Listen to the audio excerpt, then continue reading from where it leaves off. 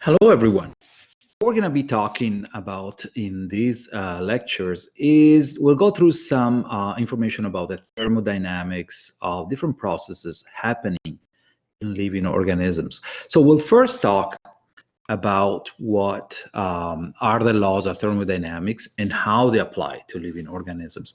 And then we'll go through what determines basically the energy changes in biological processes, so the thermodynamics of biological processes, what dictates how the energy change and whether these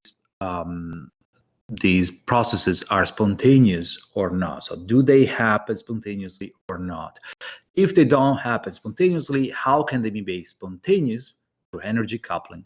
And we'll go through some example as well.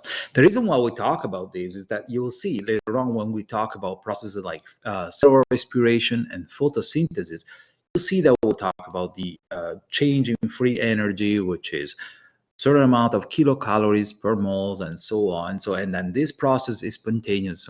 So what I'm trying to get through here is why some things will be defined as spontaneous later on. What is that delta G change that you see in these reactions? So start talking about a little bit of thermodynamics first. You know that life is an energy-driven process. That's the reason why first thing you do in the morning usually is you take your breakfast. You need some energy to get going, right? And you need energy to do your work. That's exactly the definition of energy. Energy is defined as the capacity to do work. Now, there are different types of energy out there. There's electrical energy, there is gravitational energy, and so on. And all of these types can be ultimately grouped into two different types. There is kinetic energy, such as heat, for example. If you increase the temperature, you're increasing the energy of motion, ultimately, of the environment you are in. So you're increasing the kinetic energy. It's one of example. Now, and the second type of different type of energy can be grouped as potential energy. These are energy that are stored somehow. It could be the energy in your battery, for example, or the energy in some molecules, in the bonds in the molecules. It's potential energy that could be freed in different ways. Okay, so that's referred as potential energy, stored energy in the different things.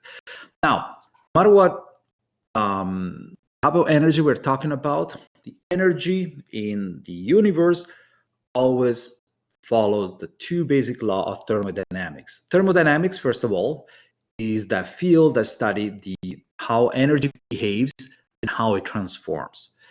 And so it came out with two main laws, which are called the first law and the second law of thermodynamics. So anything in the universe will respond to these laws, will follow these two laws. The first one says that the energy ultimately cannot be transformed, cannot be created or destroyed, but can only be transformed. And the second one says that basically everything, all transformation of energy, ultimately they lead to an increase in disorder. Let's go through that. Before we actually go, through these laws, we have to talk about systems. You'll see also later on when I'll talk about reactions or movement of material across this membrane and so on, we talk about system and process and so on. So in thermodynamics, a system is just what you're studying at that precise moment. It could be a cell, for example. It could be a reaction. It could be the chemicals. The reactants and then the products formed are considered the system. It could be the transfer of the molecule from one side to the other of the cell membrane. Okay, so system refers just to what you are looking at in terms of energy transformation, right? Now, depending on what happens in that system in terms of energy and matter, in terms of exchange, both energy and matter could be transferred or taken from the surrounding. Depending on whether one or the other or none of them get transferred, you can identify three types of systems in thermodynamics. So there are what we call isolated systems. These are systems that don't exchange anything. They don't exchange the energy nor the matter with the surrounding. If you think the only system that really exists in this universe is the universe, right? Everything else exchange one or the other. Then you have open system. These are systems where both energy and matters get exchanged with the two surroundings. If you think about that, a cell is an open system. Cells can transfer energy and can also transfer matter in and out of the cell membrane. So it's an open system. And then you have a closed system that can exchange energy but not matter with the surroundings. And so this picture here summarizes the three concepts again. So you have isolated system where the matter and the energy stay within the system. They don't get exchanged with the surrounding. The universe. Okay, the universe expands but doesn't transfer any matter or energy to anything else because that's all there is the universe. Then we have closed system that can exchange energy, okay, but not matter to the environment, to the surroundings, sorry. The Earth is an example. If you think, unless obviously we add energy, we use rockets, something like that, but naturally speaking, Earth itself, because of the gravity, doesn't exchange material with the remaining part of the solar system. But it exchanges energy, takes energy from the sun, right? So that's an example of closed system. Whereas an open system, such as a cell, can exchange both energy and matter with the surroundings all the time. They do it all the time for needs. Now, the two laws of thermodynamics, what they say is that, in general, first law, that energy cannot be created nor destroyed, but can be converted. Okay, you see it all the time. You can have motion energy, for example, here. You can go to Niagara Falls. That's what's happening. You have that the energy, motion energy of water in the falls is actually converting to electrical energy. Both of them are type of kinetic energy, by the way. When we talk about kinetic and potential energy, both of them are energy that cause movement, so kinetic energy. But they are transformed from one type to another one. Nothing is created. So the electrical energy here is not created. It just comes from the conversion of motion energy. The second law of thermodynamics instead says that the total disorder of a system is always increasing, and the surroundings, sorry, is always increasing. So everything tends to a greater entropy.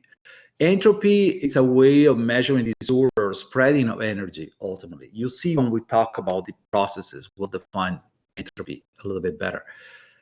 And so basically what it's saying is that we always tend to lose energy. This applies to us as well. And so we need to always input energy to counteract entropy in order to keep it up. Here you have an example. Take a building. In the long run, the building obviously contains a certain amount of energy, which is in the bricks.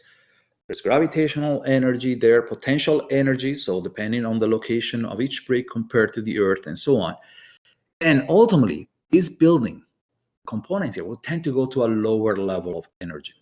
Okay, so increasing the energy and the disorder in the system. And so they tend to fall down. So you have to input energy ultimately to counteract, if you want, the tendency to lose energy, to increase entropy of this building as well.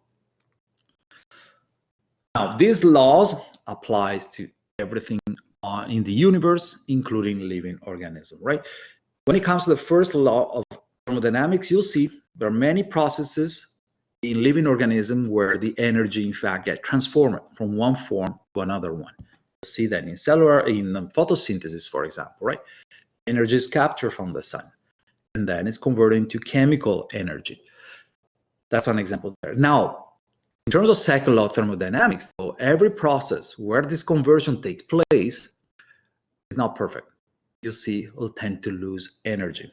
Okay, and this makes sense. It has to be that way because that's what the second law of thermodynamics says, that we tend to go to greater entropy, to increase the overall entropy of the universe, so to lose energy. And this applies to us as well. You see, when we will go through cellular respiration, that about 60% of the energy that was in glucose gets actually lost. Only 40% get trapped and converted into ATP, a little bit less than 40% actually. Now, despite that, obviously living organisms have to maintain a high level of order, right? We have to keep going. We can't let our body, our cells fall apart. So we have to work against the second law of thermodynamics ultimately.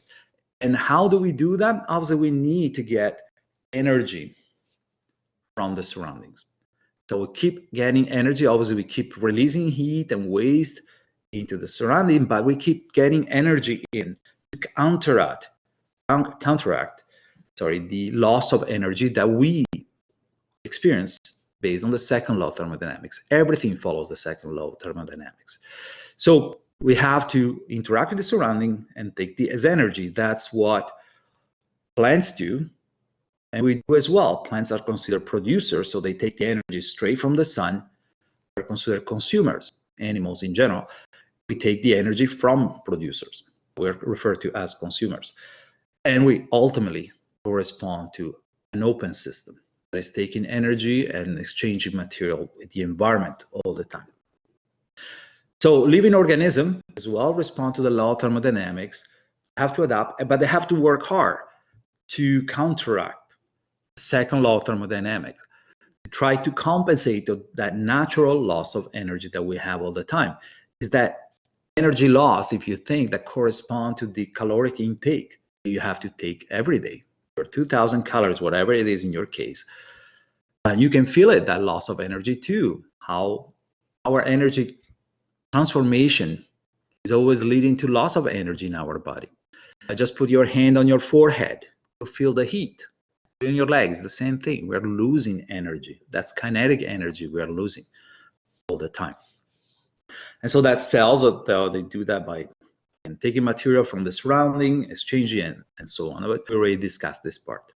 So now what I want to get to is the thermodynamics of the biological processes. Again, you see when we talk about cellular respiration, photosynthesis, and so on, I'll tell you, well, this process is happening because it's spontaneous. And why? So what I want to define here is what is spontaneous, what is not spontaneous from a thermodynamic point of view, from an energetic point of view, ultimately. And you'll see the only spontaneous processes ultimately can happen. And if a process is non-spontaneous, it has to be converted, we'll see at the end, into a spontaneous process in order to be happening. So let's move on here. First of all, what we're talking about here ultimately is metabolism, which corresponds to all the processes that are taking place, for example, in this very instant within your body. And this corresponds to the chemical reactions, to the movement of materials, and so on. This is your metabolism. It's made by spontaneous and non-spontaneous type of reactions. And so just a first definition of what is spontaneous, you see later on we define it as exergonic type of processes, but we haven't got there yet. So spontaneous processes are those that happen without the input of energy from the surroundings. Now, it has nothing to see with how fast they happen. Spontaneous processes can happen because ultimately they don't need any energy coming from the surrounding. In fact, they release energy to the surrounding. So what are they? They're processes that ultimately follow the second law of thermodynamics. So they increase the energy in the surrounding, the overall entropy of the surrounding. Now, you'll see they depend on what we call enthalpy and entropy. Before we get there, now, we'll talk about processes. What we mean by processes, we mean basically going back to what I told you earlier on. These are systems, okay, where you have a certain amount of energy. These processes can be a chemical reaction like the one you see here, where you have these reactants, methane, combines with oxygen, and through this reaction you have the formation of carbon dioxide and water. This is what is happening on your stove if you have a gas stove. This is a system. So the chemicals here reacting and being produced will correspond to the system. That's what we're talking about. A system could be also this combination of this transporter and molecules being transferred to the cell membrane. So it can be different things. Now, no matter what type of system we're talking about, this reaction or this molecule transfer here, what we have here is that this system, the component of this system, would have a certain amount of energy. This corresponds to what we'll call Gibbs free energy. That's from the name of the scientist that described that. So there will be a certain amount of energy in this system that can change going from one, for example, from the reactants to the products. Or here would change with these molecules moving from one side to the other one. So there is a change in this Gibbs free energy. This energy in this system corresponds to two types overall of energy, which are called enthalpy and entropy. Okay, we'll talk about it in a second. And it's affected obviously by the temperature. So what is the temperature in which this system is put in, so of the environment that it's in. Now, this process ultimately can lead to release of energy or might require energy to be input in order to happen. So this reaction here might require energy to be inputted in. So this will lead to an increase of Gibbs free energy of the products compared to the reactants. Or in this case, let's say if these molecules are moving in some direction, it would be the same thing. You might need energy to put it in, right? Or it may actually release energy. It's possible that this reaction, so this system here, leads to the formation of products and some energy being released. Okay, the same thing here. The movement of these molecules can cause the release of some energy coming from entropy on enthalpy there. These, depending on whether, so if the energy gets taken in or not, but if the energy is released by the system, at this point, you will talk about a spontaneous process. This will be a spontaneous reaction. This will be a spontaneous process leading to the movement of this molecule. You see, for example, following the concentration gradient. So let's talk about now the two components of energy that you have in this system, enthalpy and entropy. When we talk about enthalpy, what we're talking about is the potential energy that is present in that system. Okay. Now, this energy can change from one point to another one. So, for example, here in this reaction here, where you have methane again and oxygen reacting and forming carbon dioxide and water. Now, there is a change in enthalpy from the reactants to the products.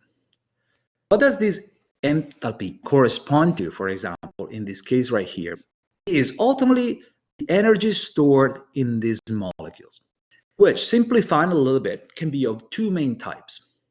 The energy stored in these molecules is dependent on the number of bonds that they have. So, for example, this molecule here, propane, compared to this molecule here, which is methane. Now, these molecules has more bonds, more electrons shared here. So it would have a higher enthalpy than this molecule right here that has less bonds. Okay, that's one contributor to the enthalpy of the system. Now, sometimes you may have the same number of bonds. It depends also on the level of energy of electrons that are shared there. So usually if they're attached to highly electronegative elements such as oxygen, they would tend to have less energy than if they are in between two elements that are not very highly electronegative. So there might be a change in energy in these bonds even without changing the total number of bonds. Okay, that affects the enthalpy. The second thing that affects the enthalpy between the products and reactants in the system there is the energy of each molecules. Look at here, for example. This is a picture that shows you liquid water, and this is frozen water. So now, there are other bonds here at play, right? So not only those covalent bonds here, but there are hydrogen bonds here too that contribute to the enthalpy. So in this case, these bonds here have a little bit more higher energy. So these molecules here have a bit of higher energy. In fact, they have enough that they can break these hydrogen bonds, which here they cannot break. These molecules would have a bit of a higher enthalpy, compared to the molecules right here, even though they're the same molecules. Clearly, there is more energy at this point, more enthalpy present there. Okay, so the two contributors of enthalpy in a system are basically the number of bonds that you have in there, take it that way, and also the energy of each individual molecules, right, which allows them, for example, in this case, to break the hydrogen bonds. So if you compare these two molecules, you put together their enthalpy compared to the enthalpy of these two molecules here, now you can calculate the change in enthalpy of this reaction in this system. Okay, so all the enthalpy here minus the change in enthalpy of the reactants, enthalpy of the reactants will give you the change in enthalpy through this reaction right here. Okay, enthalpy, sorry, I forgot to tell you, is always indicated with the letter H. Second thing that contributes there is, sorry, and I forgot to tell you here. So now this change in the system can be positive. So if the products, now they have a higher enthalpy than the reactants, at this point the change will be positive, okay, higher than 0, like in this case. Or it could be the other way around. You can have that the reactants here had higher enthalpy than the products. In this case, if this is higher, this will give you a negative number, so the value will be less than 0. Now, if it's higher than 0, what it means is that there is some energy from the surrounding that gets absorbed by the molecules in there. And this, when this happens, this is referred to as an endothermic reaction. The other way around, if you have and now instead the reactants add more energy, enthalpy, sorry, than the products, change will be negative. What it means is that some energy was released from the molecules into the surrounding. And in this case, you talk about exothermic type of reaction, like in this case right here. Now, in this case, you can see how the endothermic reaction, so how ultimately the product had a little bit higher energy, is not from the bonds, because the bonds within the covalent bonds will be the same. It's just the energy that was absorbed by this molecule that allowed them to break these hydrogen bonds here and move around. Second component that contributes to the energy of a system is entropy. Now, entropy corresponds to the spread of energy. So the same energy we're talking about here can be concentrated, imagine a compressed gas, or spread. So now, molecules tend to spread energy. Entropy tends to increase, right? Second law of thermodynamics. So they tend to spread. That's why if you take a gas in a container, you open the lid, the gas will go out, right? We tend to spread. The entropy of that gas, the system corresponding to that gas, would increase over time, right? So now this change can take place in different ways. It's not just the gas expanding, but you can have a change of state.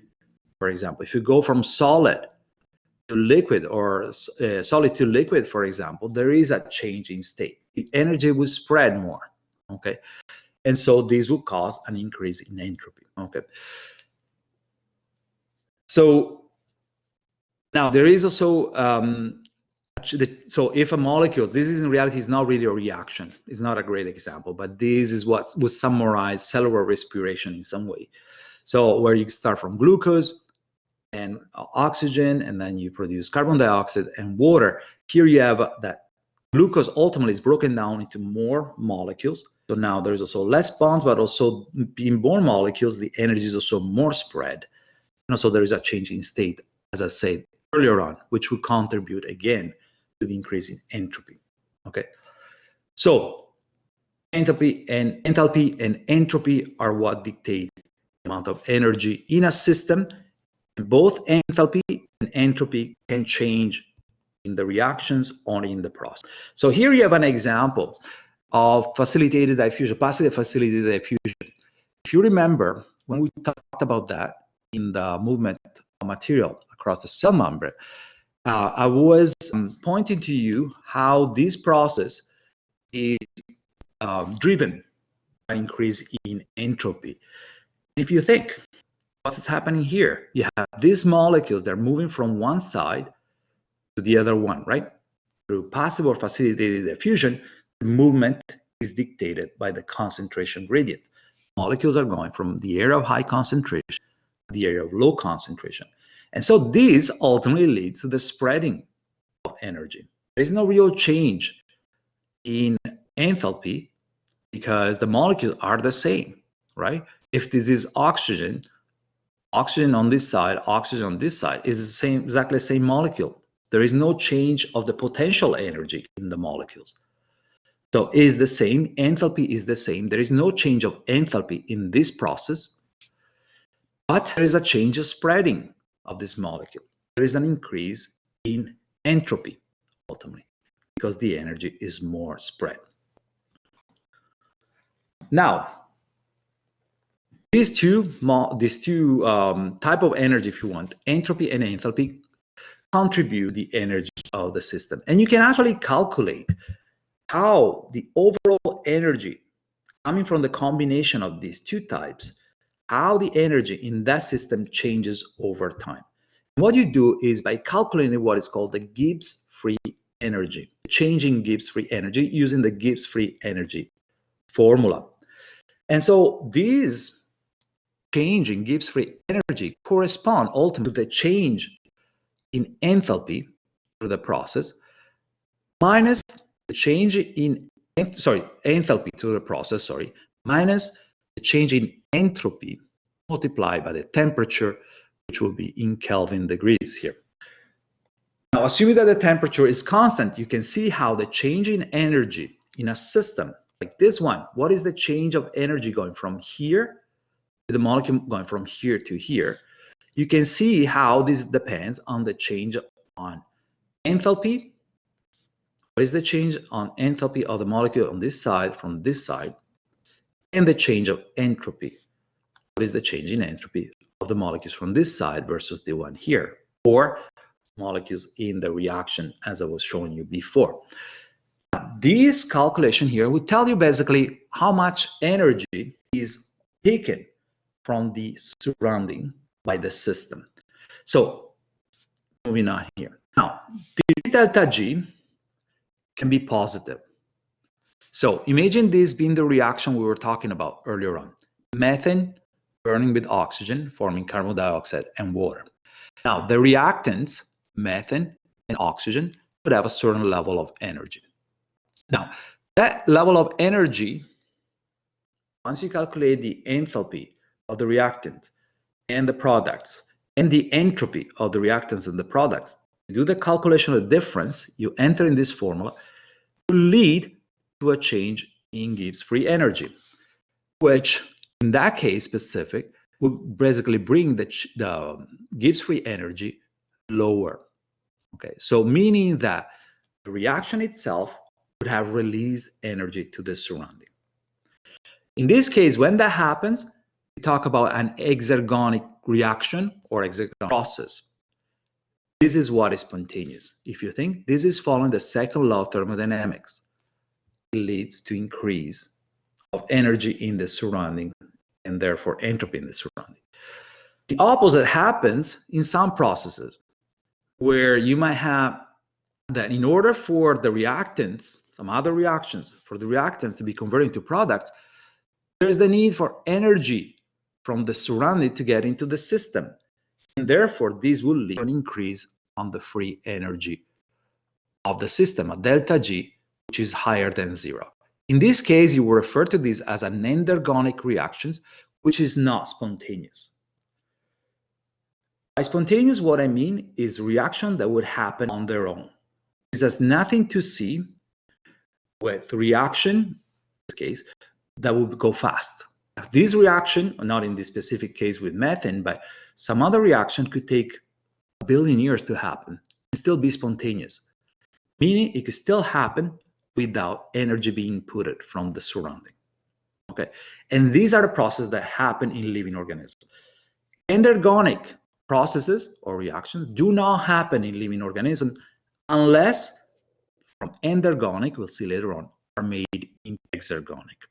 Okay, ultimately what dictates whether something is exergonic or endergonic is the change in free energy of the system. Has the system gained energy or has it released energy? If it has released energy, it's an exergonic process. If it has taken energy in, it's an endergonic process, with the exergonic only being this one taking place. Now, I want to stress one thing.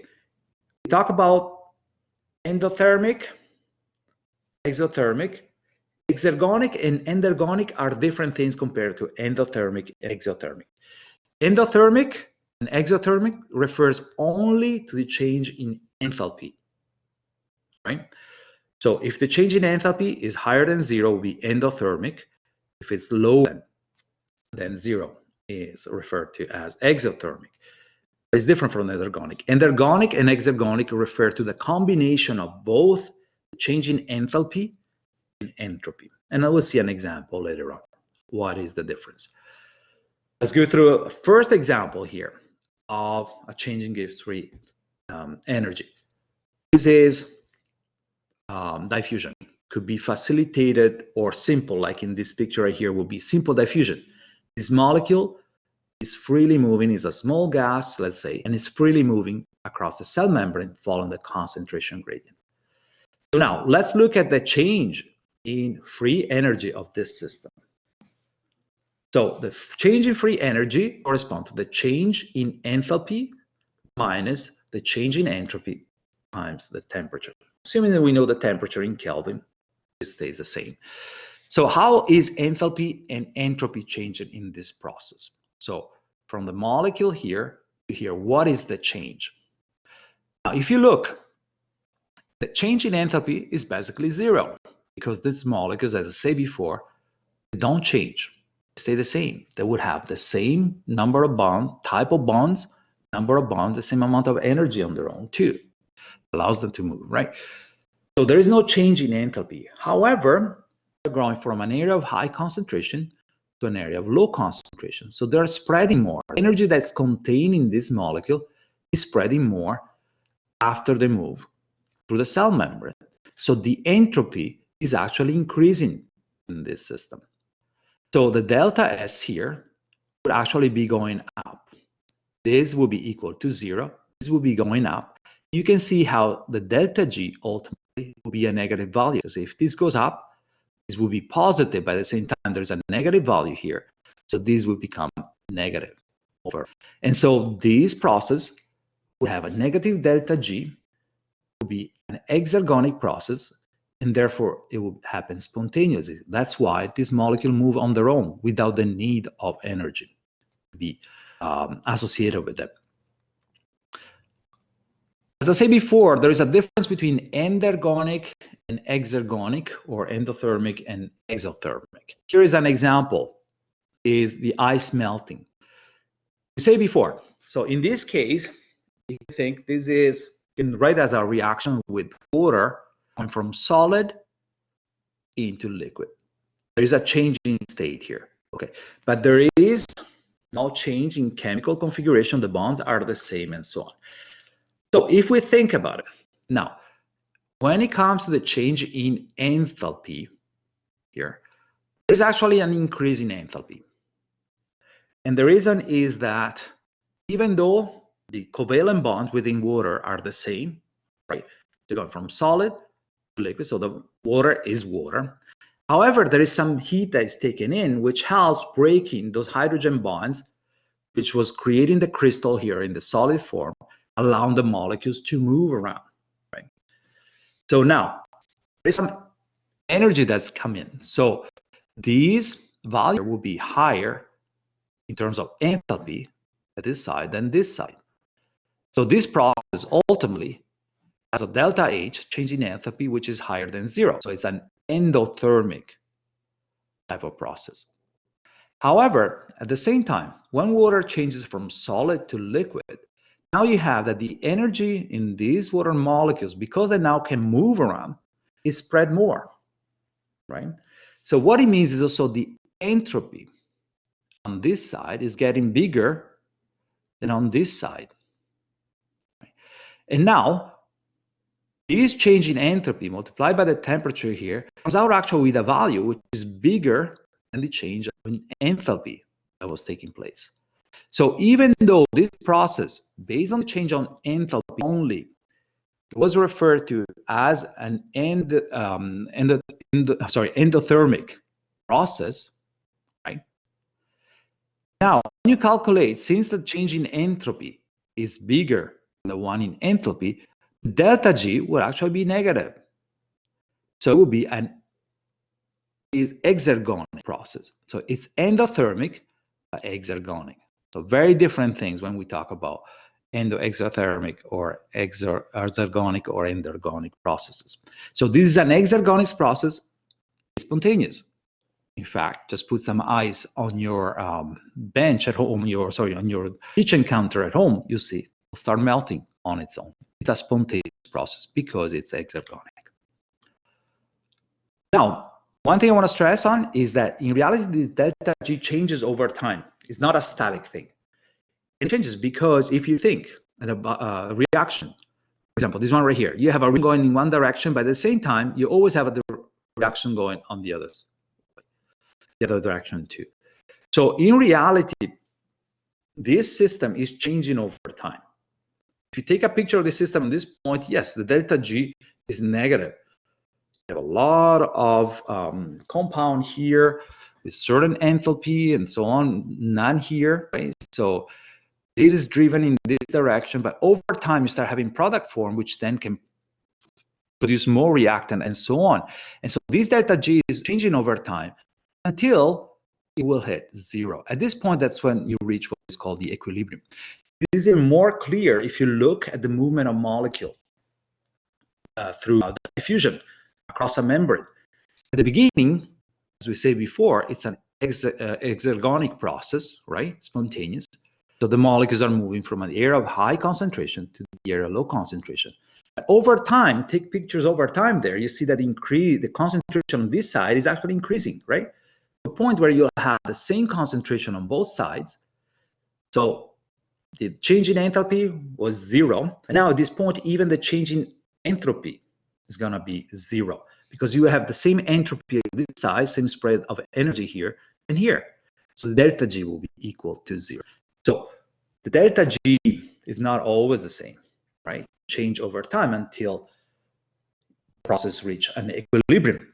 Now, living organism has strategies to overcome the equilibrium. For example, in your lungs, you want to have oxygen coming in and carbon dioxide getting out. That's the point of ventilation, right? If you have ventilation there, you keep having, for example, imagine this is your carbon dioxide coming out from your lungs. If you keep removing this carbon dioxide by exhaling it, right? You have that, you keep moving, you keep staying on this situation here. You keep driving the movement of carbon dioxide towards the outside, because as soon as it crosses the membrane in your alveoli there, it gets removed. You're exhaling. The opposite happens with oxygen. You keep adding oxygen to this side here, so it can actually move, keep going. You keep that concentration gradient alive. And the delta G, you keep it negative. To say before, so living organisms are open system, and so when it comes to equilibrium, now we keep working all the time trying to go against the second law of thermodynamics. We need to have energy be brought in, right? So overall, we keep having, so our cells or our whole body keep working, having a delta G, which is negative. We keep getting energy in, so we keep getting this delta G overall negative. The only time that we really get to the point of equilibrium here, we're for different processes here, it will be only the time where we stop getting energy in. So that will be the point where we die. Now, what we talked about until now applies to single processes, like single reaction and so on. But now the same reasoning applies also to overall combination of reactions as well. Say before, all the reactions and processes are referred to as metabolism. And now, in metabolism, you can have two types of reactions, the spontaneous one, the exergonic ones, which are those ones with a delta G, which is negative. I hope you got it by now.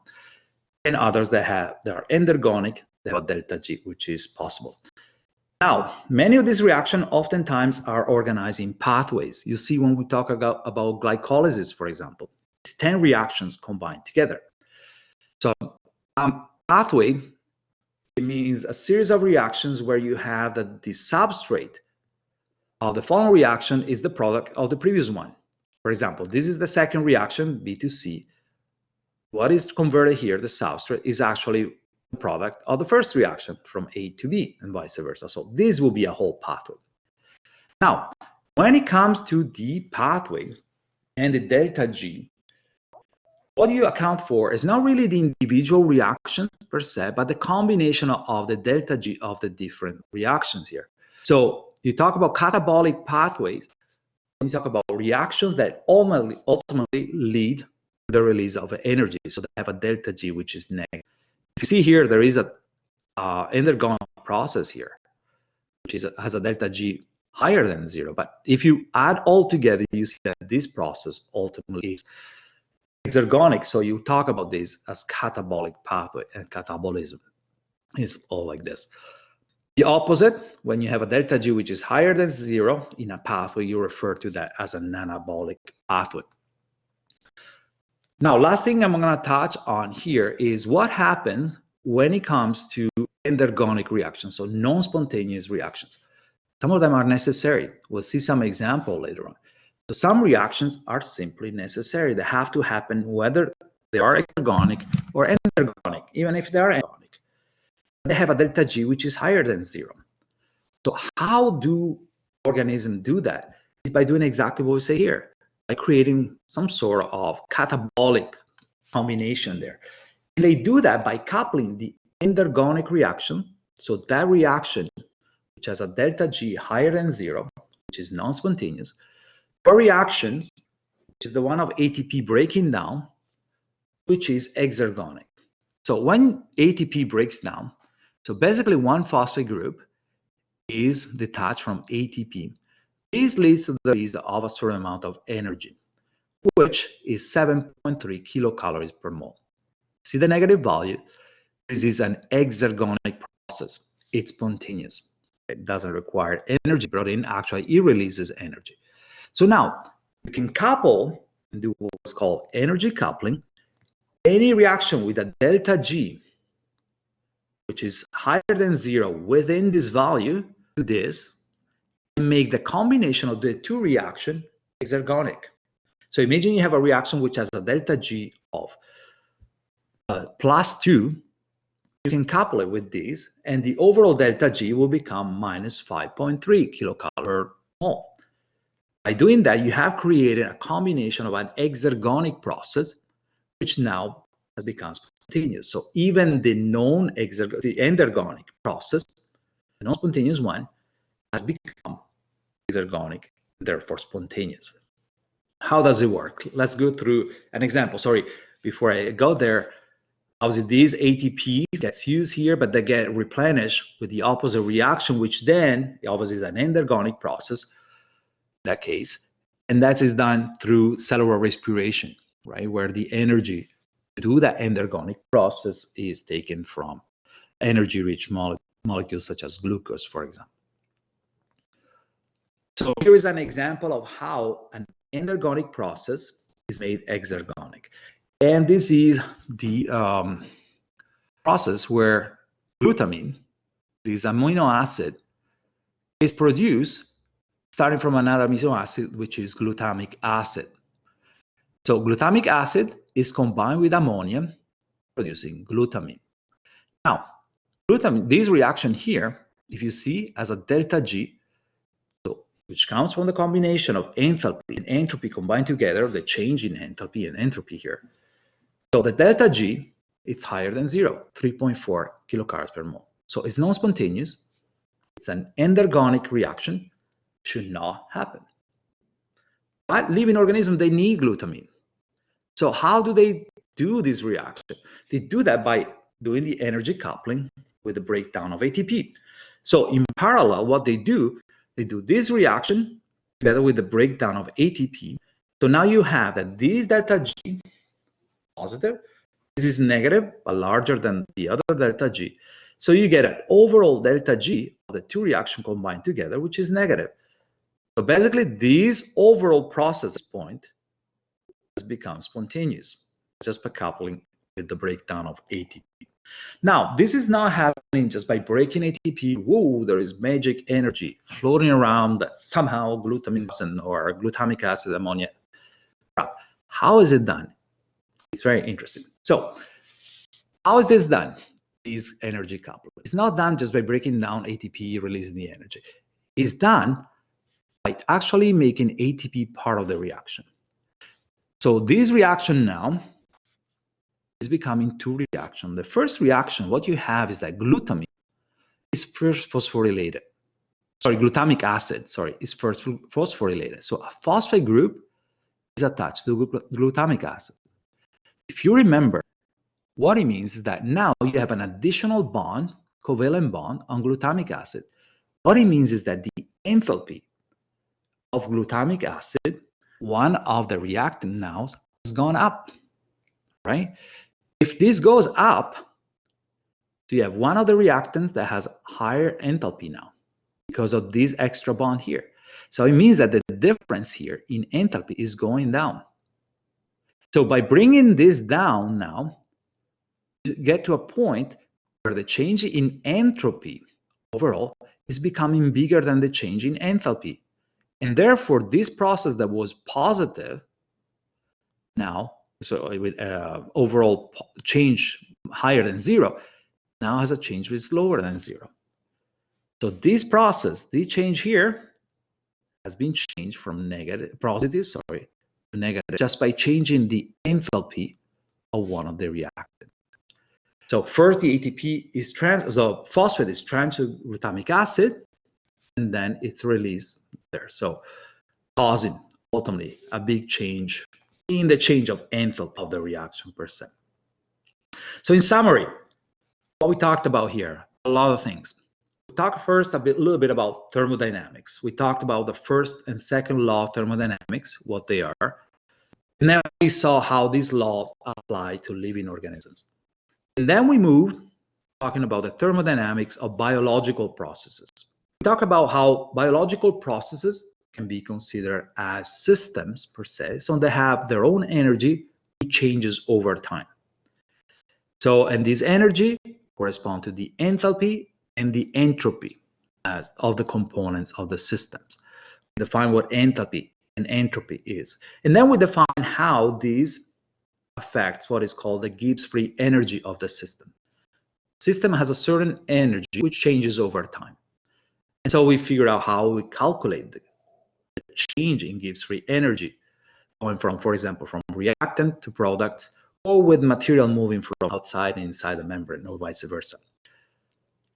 Then we talked about the difference between exergonic and endergonic processes. What makes something exergonic are the process with a delta G, which is lower than zero, and endergonic with a delta G higher than zero, and how ultimately exergonic processes are the spontaneous one, are those that happen naturally because they follow the second law of thermodynamics. Then we talked about in the end also how the non-spontaneous, the endergonic processes can be made exergonic by coupling a reaction.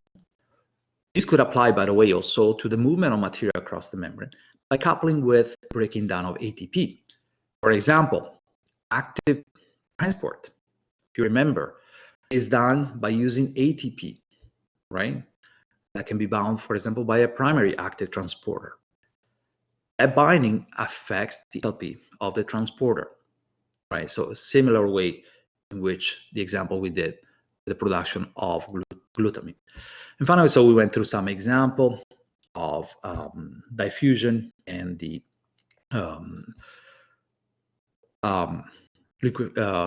melting of the ice and so on.